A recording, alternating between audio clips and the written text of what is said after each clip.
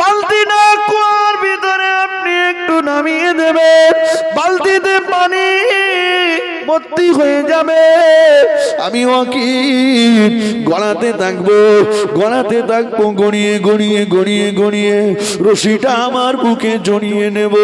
বালতিটা কুয়া থেকে উঠে যাবে, পানিটা আপনি একটু ঢেলে নেবেন ভাই, ঢেলে নিয়ে বালতিটা কুয়ার ভিতরে আবার নামিয়ে দেবেন, আবার পানি ভর্তি হয়ে যাবে।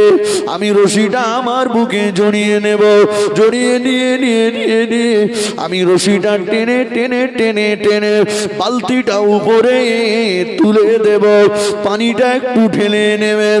ওয়াকিল রাদিয়াল্লাহু তাআলা নিজের জীবনকে বাজি রেখে ইহুদির বাড়িতে কুয়া থেকে পানি তোলা কাজ শুরু করলেন। বাবা, এক বালতি, দুই বালতি, তিন বালতি করে 6 বালতি পানি ওয়াকিল রাদিয়াল্লাহু তাআলা তুলে ফেললেন। তুলবার 6 বালতি তোলা হয়ে গেল। হুজুরের বুকের চামড়াগুলো ওই রশিতে জড়িয়ে জড়িয়ে জড়িয়ে জড়িয়ে জড়িয়ে জড়িয়ে গিয়েছে। ওয়াকিল রাদিয়াল্লাহু আনহু বললেন, ও ভাই ইহুদি, আর পারি না রে ভাই, আর পারি না, আর পারি না। বুকের চামড়াগুলো রশির সঙ্গে জড়িয়ে জড়িয়ে জড়িয়ে জড়িয়ে গিয়েছে, আর পারি না। আমার বুকের থেকে রশিটা খুলে দেন, আমার বুকের থেকে রশিটা খুলে দিয়ে ওই 6টি দিরহাম আমার গলায় একটা কাপড়ে বেঁধে 6টি দিরহাম নিয়ে বিশ্ব নবীর দরবারে চলে যাব। ওয়াকিল রাদিয়াল্লাহু তাআলা 6টি দিরহাম কাপড়ে গলায় বেঁধে নিয়ে গলাতে গলাতে গলাতে গলাতে আল্লাহ নবীর দরবারে হাজির হয়ে গেলে। ইয়া রাসূলুল্লাহ, ইয়া হাবিবাল্লাহ, হুজুর আপনি দ্বীন ইসলামের জন্য যুদ্ধের ময়দানে যেতে বলেছিলেন, দ্বীন ইসলামকে জিন্দা রাখার জন্য যুদ্ধের ময়দানে যেতে বলেছিলেন। আমি ওয়াকিল, আমার হাত নেই পা নেই, যুদ্ধের ময়দানে যে তলোয়ার ধরতে পারবো না, শত্রুর সঙ্গে মোকাবিলা করতে পারবো না। চিন্তা করলাম আমি কি কিছু সাহায্য করতে পারবো না, আমি যে গরিব মানুষ। ইয়া রাসূলুল্লাহ, ইয়া হাবিবাল্লাহ, হুজুর আমি ইহুদির বাড়িতে পানি তোলা কাজ করতে চলে গেলাম, নিজের জীবনকে বাজি রেখে 6 বালতি পানি তুললাম। হুজুর আমার বুকের চামড়াগুলো রশির সঙ্গে জড়িয়ে জড়িয়ে জড়িয়ে জড়িয়ে জড়িয়ে জড়িয়ে গিয়েছে। দয়ার নবী চোখ দিয়ে টপ টপ করে পানির টোসা গড়িয়ে যায়। ও বাবা কি, ও বাবা কি, দ্বীন ইসলামের জন্য কি করলে বাবা, ও বাবা কি করলে বাবা। আমি রাসূলুল্লাহ, আমি আল্লাহ নবী বড় খুশি হয়ে গেলাম, আমি আল্লাহ নবী সন্তুষ্ট হয়ে গেলাম। ও বাবা কি, আমি রাসূলুল্লাহ তোমার জন্য আল্লাহ পাকের দয়ার জান্নাতে জমিনদার হয়ে গেলাম। জোরে বলতে পারেন না সুবহান? আর একটু জোরে বলেন সুবহানাল্লাহ, আর একটু জোরে বলেন সুবহানাল্লাহ। তাকবীর দেন, নারায়ে তাকবীর, নারায়ে তাকবীর, নারায়ে তাকবীর।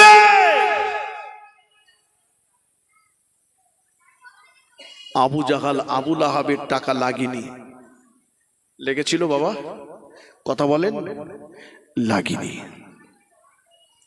ওদের টাকা ধর্মের কাজে ব্যয় হয়নি, কিন্তু নবীর এই গরিব সাহাবীর লেগেছে। আল্লাহ কবুল করেছেন, আল্লাহ কবুল করেছেন। কারণ এই জায়গাটাতে দান করাটা, এই জায়গা থেকে টাকা দেওয়াটা, এটাও একটা সৌভাগ্যের ব্যাপার।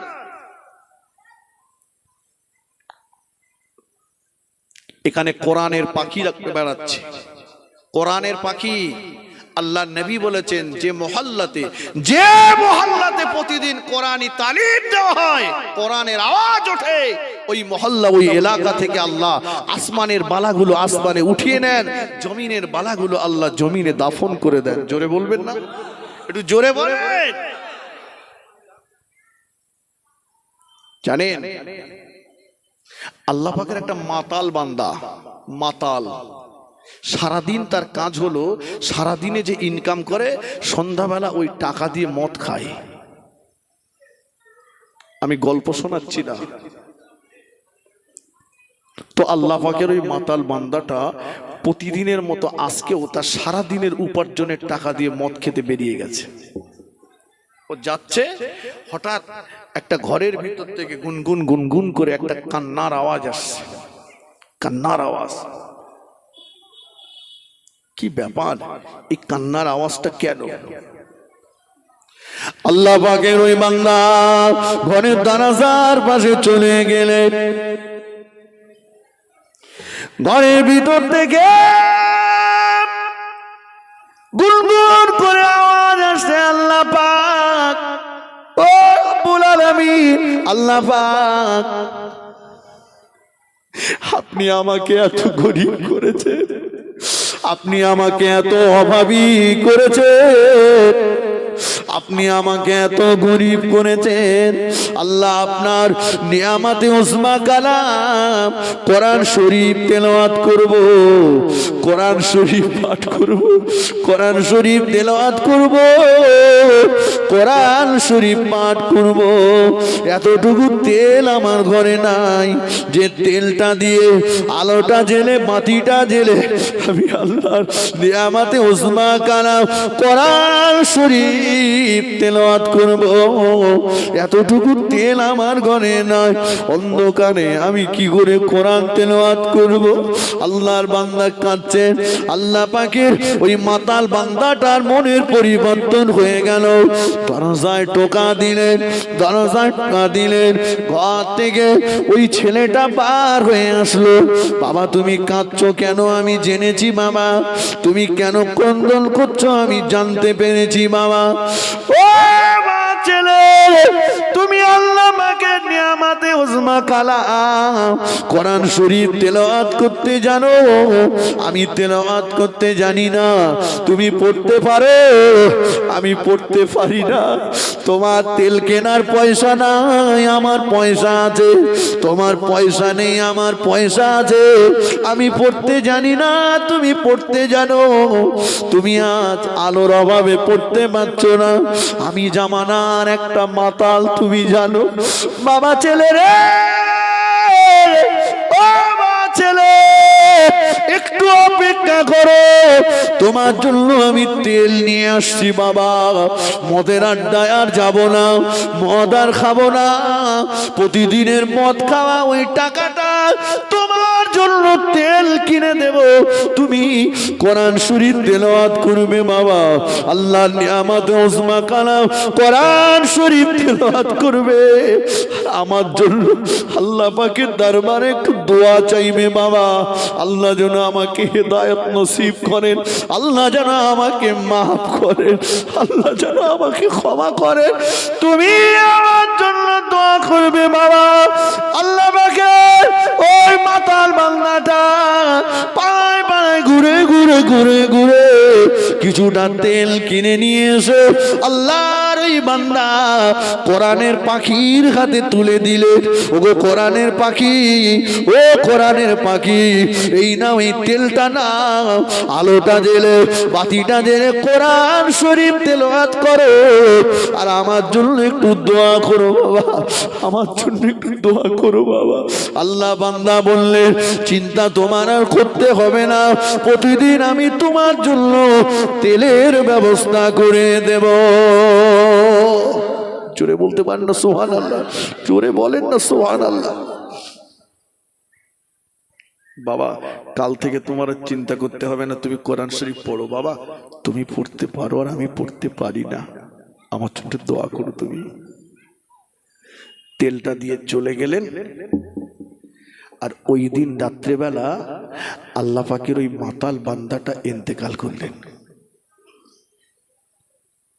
কিতাবের ভিতরে এসছে আল্লাহ পাক ওই জামানার শ্রেষ্ঠ 7 জন বুজুর্গ আলেমকে আল্লাহ স্বপ্ন দিলেন, যাও তোমরা যে নিজে হাতে করে আমার ওই মাতাল বান্দাটাকে, জগতের মানুষ যাকে মাতাল বলে জানে, তোমরা আমার এই বান্দাটাকে নিজে হাতে করে গোসল দেবে, নিজে হাতে করে দাফন করে দাও।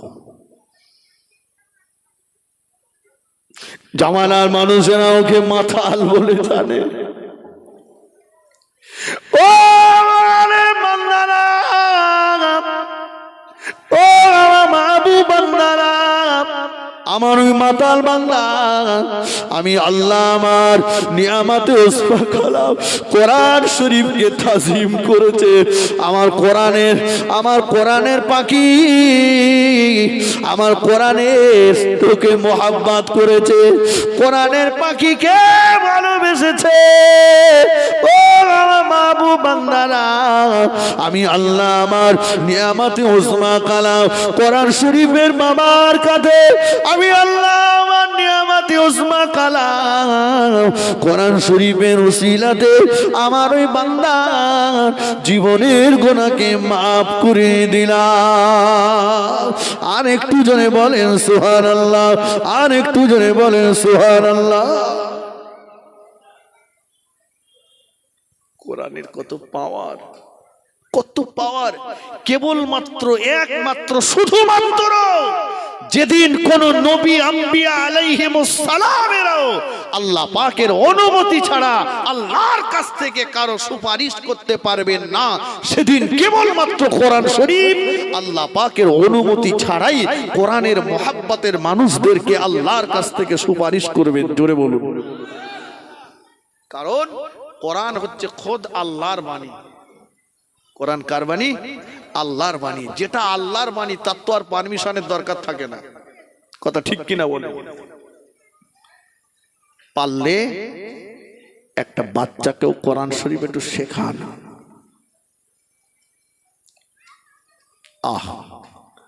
আল্লাহ পাকের দরবেশ বান্দা বিবিকে বলছেন, বিবি আমি মরে যাব, মনে হয় আর বাঁচবো না, শরীর আমার অসুস্থ, তবে তোমার গর্ভে বাচ্চা, ওই বাচ্চাটা বড় হলে দুনিয়ায় ভূমিষ্ঠ হলে ওকে তুমি মাদ্রাসায় দিও, কোরআন পড়িও, কোরআন পড়িও।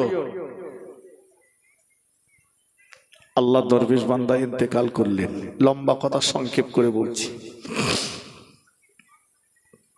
স্বামীর ওসিয়াতের কথাটা মনে আছে। ছেলেটা যখন একটু পড়ার মতো বয়স হয়েছে, দুনিয়াতে ভূমিষ্ঠ হওয়ার পরে যখন একটু পড়ার মতো বয়স হয়েছে, ওই বাচ্চাটাকে ওর আম্মা মাদ্রাসায় মক্তবে কোরআন পড়তে দিয়েছে। আজকে প্রথম কোরআন শরীফ ধরেছে। আউযু বিল্লাহি মিনাশ শাইতানির রাজিম, বিসমিল্লাহির রহমানির রহিম তেলাওয়াত শুরু করেছে। ওই দিন রাত্রেবেলা আল্লাহ পাকের দরবেশ বান্দার সঙ্গে আল্লাহ পাকের দরবেশ বান্দার বিবি স্বপ্নে দিদার হয়ে গেল। ও আমার স্বামী কবরের ভিতরে কেমন অবস্থাতে আছেন? বিবি রে, কবরের ভিতরে কঠিন আযাবে গ্রেফতার হয়েছিলাম। ও আমার বিবি, কবরের ভিতরে কঠিন শাস্তিতে গ্রেফতার হয়েছিলাম, কিন্তু আজকে দিনে আমার ছোট্ট সোনার মানিক যখন মক্তবে বসে বলেছে আলহামদুলিল্লাহি রাব্বিল আলামিন আর রহমানির রহিম, আমার ছোট্ট সোনার মানিক যখন আর রহমানির রহিম বলল, আল্লাহ পাক বললেন, দয়াময় আল্লাহ পাক বললেন, ও আমার আযাবের ফেরেশতারা, আমার বান্দা, আমার বান্দা ছোট্ট সোনার মানিক দুনিয়ার জমিনে বসে বসে বলছে আমি আল্লাহ নাকি রহমানুর রহিম, আমি আল্লাহ রহমানুর রহিম, আমি আল্লাহ দয়াময়, আমি আল্লাহ দয়াবান। ছোট্ট মাসুম বাচ্চাটা মাদ্রাসায় বসে বলছে আর রহমানুর রহিম, আল্লাহ আপনি দয়াময় দয়াবান, ও আমার আযাবের ফেরেশতারা। ছোট্ট মাসুম বাচ্চাটা বলছে আমি আল্লাহ রহমানুর রহিম, আমি আল্লাহ দয়াময় দয়াবান। ওর ছোট্ট সোনার মানিক মাদ্রাসায় বসে আমি আল্লাহকে রহমানুর রহিম বলবে, ওর আব্বার কবরে আযাব হবে, হবে না হবে না হবে না, আমি আল্লাহ পছন্দ করি না।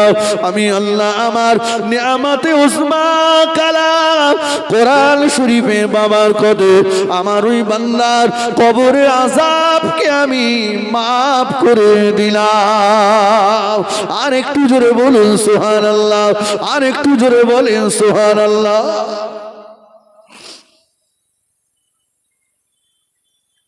এই কোরআনের এত পাওয়ার, এত পাওয়ার। আল্লাহর নবী বলেছেন ইজা মাতাল ইনসানু ইনকাতা আনহু আমালুহু, মানুষ যখন মরে যায় তার সমস্ত আমলের দরজা বন্ধ হয়ে যায়। সে নামাজ পড়তে পারে না, রোজা রাখতে পারে না, হজ করতে পারে না, যাকাত দিতে পারে না। পারে বাপ? না। ইল্লা মিন সালাসা, কেবলমাত্র তিনটি দরজা তার জন্য খোলা থাকে, তিনটি সওয়াবের ধারা তার কবরে জারি থাকে। এক নম্বরে রাসূল বলেছেন সাদাকাতুন জারিয়াতুন, সাদাকায়ে জারিয়া যদি দুনিয়াতে কিছু করে যায় কবরে শুয়ে শুয়ে তার সওয়াব পাবে। জোরে বলুন। তিনটে কাজ দুনিয়া থেকে করে যান, সাদকায়ে জারিয়া কিছু করে যান, এমন এলেম অর্জন করুন যে এলেম দ্বারা সমাজ উপকৃত হয়েছে। উদাহরণস্বরূপ একটা হাফেজ সাহেব, তার দিয়ে 5টা ছেলে হাফেজ হয়েছে, তার থেকে আর 5টা হয়েছে, তার থেকে আর 5টা হয়েছে।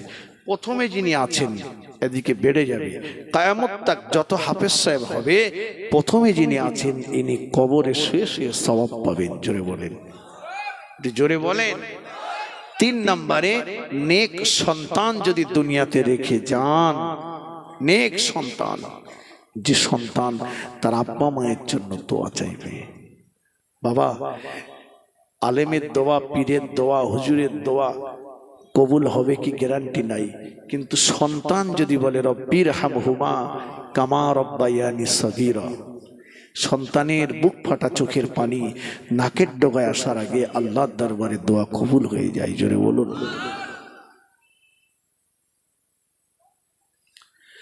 আল্লাহ নবী সাহাবী হযরত আবু বকর সিদ্দিক রাদিয়াল্লাহু তাআলা আনহু, আল্লাহ নবীর এই হাদিসটাকে আমল করার জন্য আবু বকর সিদ্দিক রাদিয়াল্লাহু তাআলা আনহু জীবনের কথা শুনুন বাবা। আবু বকর সিদ্দিক রাদিয়াল্লাহু তাআলা আনহু, আল্লাহ নবী যে আবু বকরের শানে বলেছিলেন, আল্লাহ নবী যে আবু বকরের শানে বলেছিলেন, আমি রাসূলুল্লাহ বলছি তাম পৃথিবীর মানুষের সারা জীবনের আমল যদি দাড়ি পাল্লার একদিকে রাখা হয় আর আমার আবু বকরের এক রাতের আমল যদি দাড়ি পাল্লার অপর দিকে রাখা হয়, তাম পৃথিবীর মানুষের সারা জীবনের আমলের পাল্লাটা হালকা হয়ে যাবে। আমার আবু বকরের এক রাতে আমলের পাল্লাটা ভারী হয়ে যাবে। জোরে বলতে পারলেন না?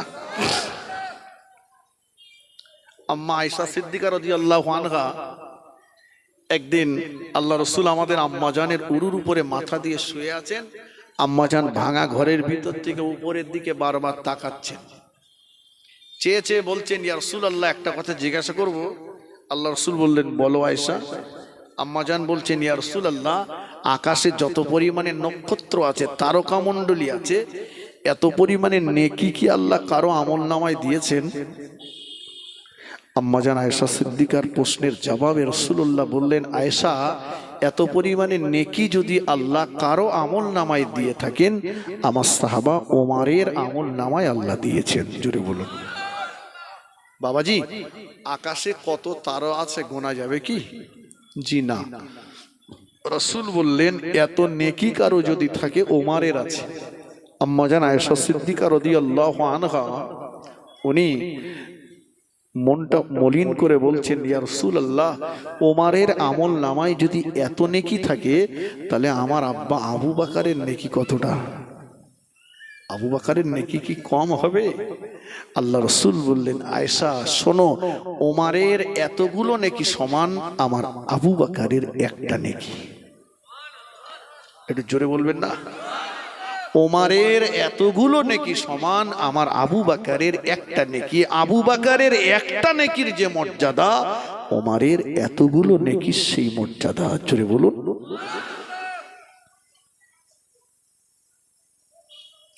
আবু বকর সিদ্দিক রাদিয়াল্লাহু তাআলা আনহু ফজরের নামাজের পরে আমাদের আম্মা জান আয়েশা সিদ্দিকা রাদিয়াল্লাহু তাআলা আনহার হুজরাতে চলে আসলেন। সম্পর্কটা দুজনের কি ছিল? মা আয়েশার সঙ্গে আবু বকর সিদ্দিকের সম্পর্ক কি? বাপ বেটি। আবু বকর সিদ্দিক রাদিয়াল্লাহু তাআলা আনহু এসে আমাদের আম্মা জানকে সালাম দিলেন। সালাম দিয়ে বললেন, ও আমার বেটি আয়েশা, ও আমার বেটি আয়েশা, আজকে কয়েকটা দাবি নিয়ে তোমার কাছে এসেছি। আশা করি আমার বেটি আয়েশা আমার দাবি পূরণ করে দেবে। আমি আয়েশার কাছে কি দাবি নিয়ে এসেছেন? আমি কি আপনার দাবি পূরণ করতে পারবো? আবু বকর সিদ্দিক বললেন, আয়েশা, আমার মনে দৃঢ় বিশ্বাস আছে যে আমার বেটি আয়েশা আমার দাবি পূরণ করবে। জোরে বলুন। বাপ বেটির সম্পর্কটা মধুর ছিল।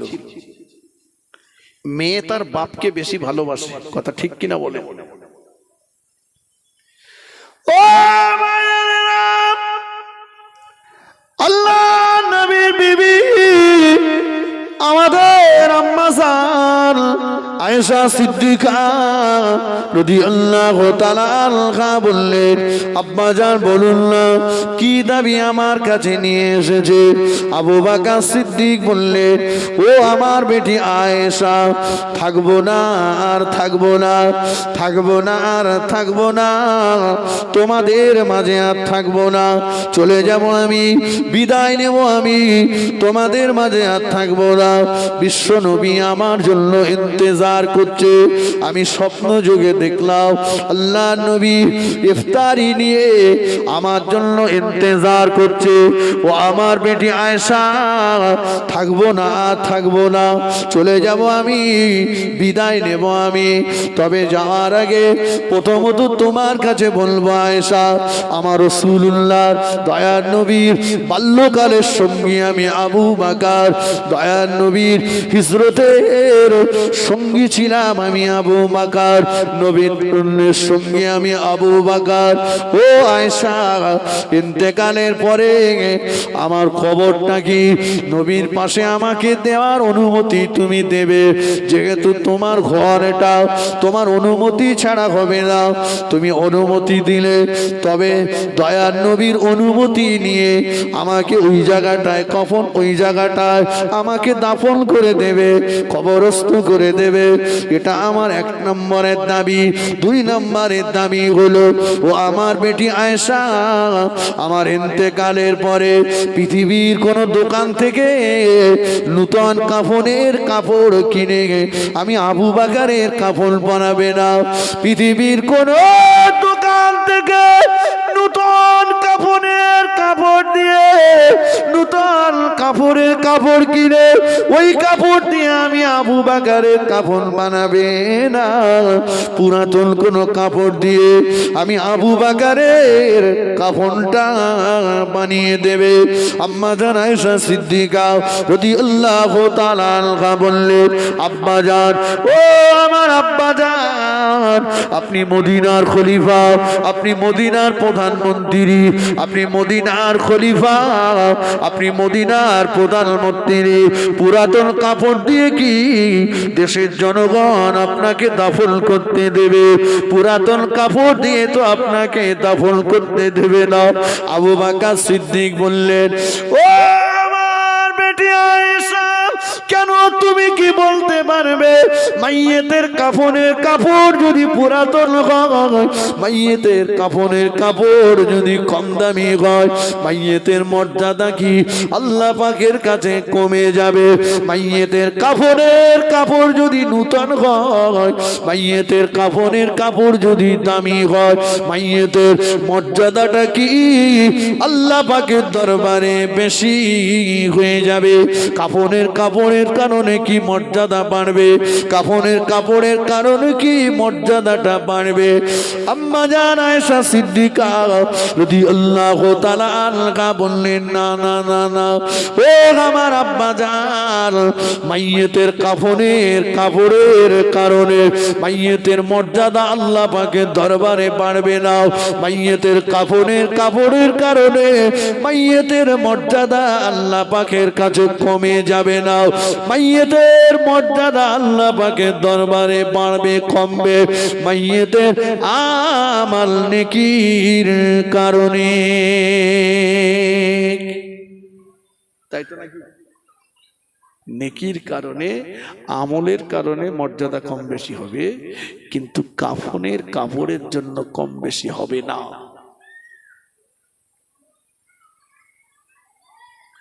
ও আমার বেটি আয়েশা,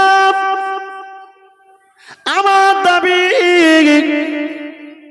কাফনের কাপড়টা পুরাতন দিয়ে আমার কাপড় করে দেবে। আম্মা জান আয়েশা সিদ্দিকা রাদিয়াল্লাহু তাআলা আনহা বললেন, আব্বা জান, ও আমার আব্বা জান, একটাবার বলুন না, কেন এই দাবিটা আপনি আমার কাছে খুঁজছেন? কেন এই ওসিয়তটা করলেন? কেন এই ওসিয়তটা আমাকে বললেন? আবু বকর সিদ্দিক রাদিয়াল্লাহু তাআলা আনহু বললেন, ও আমার বেটি আয়েশা, আল্লাহ নবী নূরের জবানে বলতে শুনেছি, ইযা মাতাল ইনসানু ইনকাতা আনহু আমালুহু, মানুষ যখন মরে যায় সমস্ত আমলের দরজা বন্ধ হয়ে যায়। ওই মানুষটা নামাজ পড়তে পারে না, রোজা রাখতে পারে না, হজ যাকাত করতে পারে না, দান সদকা করতে পারে না, ইল্লা মিন সালাসা, কেবলমাত্র তিনটি দরজা, তিনটি সওয়াবের দ্বারা তার কবরে জানি থাকে। ও জানি না আবু বকরের নেকির বিনিময়ে, জানি না আমি আবু বকর আমার আমালের বিনিময়ে, নেকির বিনিময়ে আল্লাহ পাকের কাছ থেকে নাজাত পাবো কিনা, আল্লাহ পাকের কাছ থেকে আমার নাজাত মিলবে কিনা, জানি না আমার নেকির দ্বারায় আমি আল্লাহ পাকের কাছ থেকে রেহাই পাবো কিনা। ও আমার বেটি আয়েশা, এজন্য আমি তোমাকে বললাম, পুরাতন কোন কাপড় দিয়ে আমার কাফন বানিয়ে দেবে। নূতন কাপড় কিনতে যে টাকাটা লাগতো, ওই টাকাটা দুনিয়ার কোন সদকায়ে জারিয়ার কাজে দান করে দেবে। আর একটু জোরে বলেন সুবহানাল্লাহ, আর একটু জোরে বলেন সুবহানাল্লাহ। আল্লাহুম্মা বলবেন এবার একটু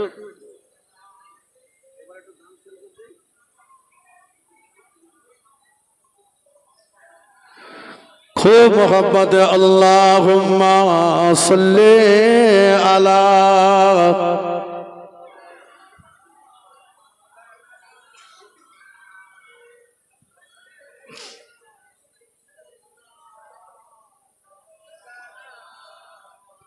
আমার ভাইরা, আবু বকর সিদ্দিক রাদিয়াল্লাহু আনহুর মতো মানুষ, যার এত নেকি, যার এত নেকি, যার এত নেকি, তিনি বলছেন আমার কাফনের কাপড়টা পুরাতন হোক, নূতন কাপড় কিনতে যে টাকাটা লাগতো ওই টাকাটা দুনিয়ার কোন সদকায়ে জারিয়ার কাজে দান করে দেবে, আমি যেন কবরে শুয়ে শুয়ে সওয়াব পাই। বাবা, আমরা যারা বসে আছি মরণ হবে আমাদের, একটু কথা বলে, সবাই মরবো, সবার বিশ্বাস আছে মরবো, তবে সঙ্গে সঙ্গে পাশাপাশি এটাও রয়েছে মরবো, তবে এক্ষুনি মরবো না। ভুল বলেছি? আরে যে মানুষটা নামাজ পড়ে না তারে যদি নামাজ পড়ার কথা বলি, সে বলে দাঁড়াও এবারে এই রমজান মাসে ধর্মটা ছাড়বো না, এটা নিয়ত করেছি। যার উপরে হজ ফরজ হয়েছে যদি বলি হজটা করলে হতো না চাচা, বলে দাঁড়াও একটুখানি এক পিঠের মতন হয়ে ছোট ছেলেটার বিয়ে দেবো, রাস্তার ধারে একটা দোকান করছি, ওটা কমপ্লিট করে। তার মানে এর চিন্তা এগুলো কমপ্লিট না করা পর্যন্ত আজরাইল আসবে না। আল্লাহ রসুল বললেন আর নাওম আখুন মউত, মানুষ যখন ঘুমিয়ে যায় তার ভিতর থেকে রূহটা বেরিয়ে যায়। যখন ঘুমিয়ে যায় তার ভিতর থেকে রূহটা বেরিয়ে যায়, ওই রূহটা আসমান আর জমিনের মাঝখানে ঘুরতে থাকে, ঘুরে ঘুরে এসে যখন মানব দেহের ভিতরে প্রবেশ করে তখনই তার ঘুম ভাঙে। আচ্ছা বাবাজি, আমার ভাইয়েরা, সোনামানিকেনা, রূহ বেরিয়ে গেলে বডির কোনো দাম আছে? এত সাবান মাখাচ্ছি, তেল মাখতেছি, জি এত এত মানে রূপ চর্চা করছি, কিন্তু বিশ্বাস করুন যেই রূহ বেরিয়ে যাবে এই বডিটা ফেলার জন্য লোক রেডি। কেউ মাইকে খবর দেবে, কেউ বাঁশ কাটতে যাবে, কেউ কাফন কিনতে যাবে, কেউ কবর খুঁড়তে যাবে। সকলেরই চিন্তা তাড়াতাড়ি দাফন করো, তা না হলে লাশ পচে যাবে। ঠিক কিনা বলেন? রূহ বেরিয়ে গেলে রাসূল পাক সাল্লাল্লাহু আলাইহি ওয়াসাল্লামকে জিজ্ঞাসা করা হয়েছিল, ইয়া রাসূলুল্লাহ রূহ কি? রাসূল বললেন রূহ হলো আল্লাহ পাকের অর্ডার। রূহ আল্লাহ পাকের অর্ডার। তো অর্ডার যেই আল্লাহ তুলে নেবেন সেই বডির কোনো দাম থাকবে না। উদাহরণস্বরূপ এখনকার যে 500 টাকার নোট, আগেকার 500 টাকার নোট আর এখনকার 500 টাকার নোট, জি কাগজের পরিবর্তন হয়েছে, সাইজের পরিবর্তন হয়েছে, রঙের পরিবর্তন হয়েছে, কিন্তু আগেকার 500 টাকার নোটের মাঝখানে যে পাতি ছিল এখনকার 500 টাকার নোটে সেই পাতি আছে। আগেকার 500 টাকার নোটে রিজার্ভ ব্যাংকের যে স্বাক্ষর ছিল এখনকার 500 টাকার নোটে রিজার্ভ ব্যাংকের সেই স্বাক্ষরই আছে। ঠিক কিনা বলেন? আগেকারটা অচল হলো, এখনকারটা সচল হলো। কেন? আগেকার ওই নোট থেকে রিজার্ভ ব্যাংক তার অর্ডারটা তুলে নিয়েছে, ওটা জঞ্জাল হয়ে গেছে। অর্ডার তুলেছে রিজার্ভ ব্যাংক, তো ওটা জঞ্জাল হয়ে গেছে। জি, তো ঠিক আমি বোঝানোর জন্য বলছি, যেদিন আল্লাহ পাক এই অর্ডারটাকে তুলে নেবেন, রূহটাকে ফিরিয়ে নেবেন, সেদিন এ বডিটার কোনো দাম নেই। ভেবেছি একবার, তাহলে রাসূল বললেন আর নাওম আখুন মউত, ঘুম হলো মরণের ভাই। মানুষ যখন ঘুমিয়ে যায় রূহ বেরিয়ে যায়, ওই রূহ যখন আবার ফিরে আসে তখনই তার ঘুম ভাঙে। এজন্য রাসূল বলেছেন ঘুম ভাঙার পরে দোয়া যদি পড়তে নাও জানো।